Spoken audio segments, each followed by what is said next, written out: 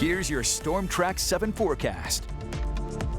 Good afternoon, I'm Storm Track 7 meteorologist Danny Cassie. We're in the midst of a Storm Track 7 red alert day due to that blowing snow, wind gusts potentially 60 miles per hour, even a little bit higher, which could lead to whiteout conditions that we've already seen in many areas, especially in the open areas. Cities aren't too bad if you're right into a city just because of all the buildings, but roads are still pretty slick. And even though snow is not necessarily falling, that rain we had with just a little bit of snow can kind of make a slush, and that can freeze on the roadways and be pretty slick as well. The worst of it, I think, will be through the evening commute, and then after sunset, things will start to die down a little bit. So through today, I know this is a lot of colors on the maps. We'll explain. Blizzard warning in effect in the areas of orange here through about 3 p.m. officially, but again, conditions are still going to be pretty strong and pretty hazardous through this evening.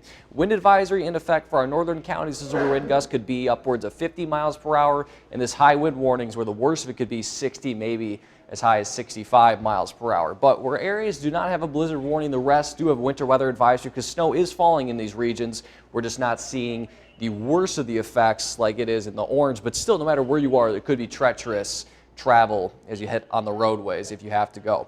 Winds for this evening, as I mentioned, are going to be gusting as high as 65 miles per hour through about sunset. Then the early part of the night will still be pretty strong. We'll see those gusts potentially up to 40 miles per hour through about midnight, sustained winds at around 15 to 25, and then after midnight will be about 10 to 15, and then during the day tomorrow will be much lighter, around 5 to 15. So that blowing snow won't be an issue for tomorrow, but it definitely will be this afternoon. In terms of the actual snowfall, we're starting to see it already taper off on our western edge, but even just a little bit of light snow, you pick up those winds, and even though it's a wet, heavy snow, we can still see those whiteout conditions across the board. So as we go from west to east here, that snow tapers off, and really I think by about 3 o'clock, the falling snow will stop.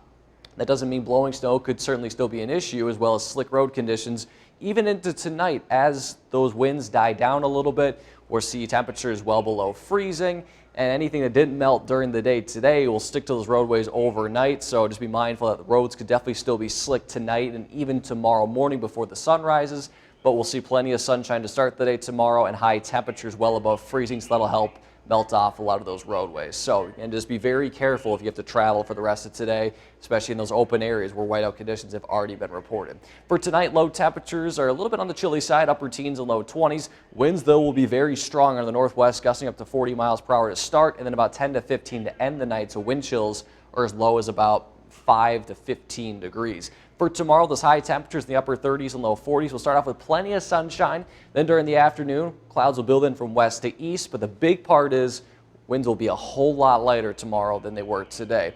Unfortunately, we are not done with the snow yet. We do have another system moving in Thursday night into the day on Friday, and while not necessarily as strong winds, it could still have some pretty tricky travel associated with it. So let's stick through tomorrow. Here's 7 a.m. tomorrow morning. You're going to notice again that sunshine starts to be filled with cloud cover. Here's 6 o'clock. We'll still see temperatures above freezing, so that's good news there. Again, we'll have plenty of time to melt off those roadways tomorrow.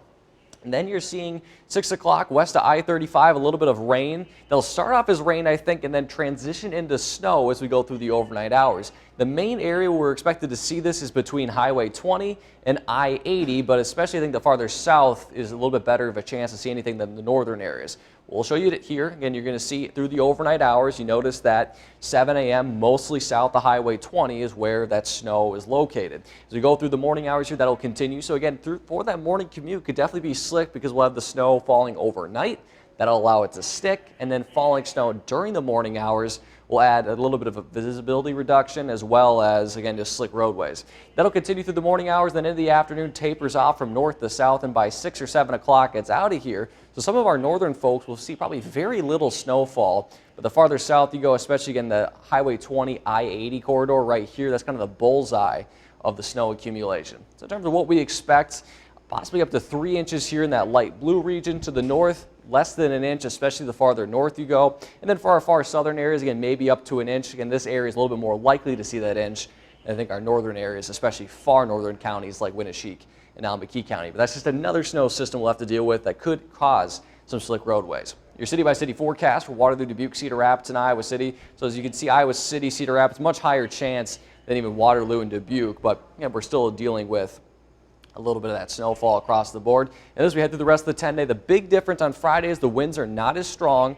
It's still a Wet, heavy snow. Sorry, I'm just mushing words together here. Wet, heavy snow on Friday. Still gets even a little bit of blowing snow, but it's not going to be like it was today. Then finally, we'll see some improvement this weekend. Is sunny and dry. Southwest wind at 5 to 15. Daylight saving time starts Sunday morning at 2 a.m. So make sure to set those clocks forward an hour Saturday night before you go to bed. And yes, we do lose an hour of sleep. But then next week, not feeling like March, more like April or early May. Highs in the 60s. A couple of isolated storm chances next Wednesday and the following Friday.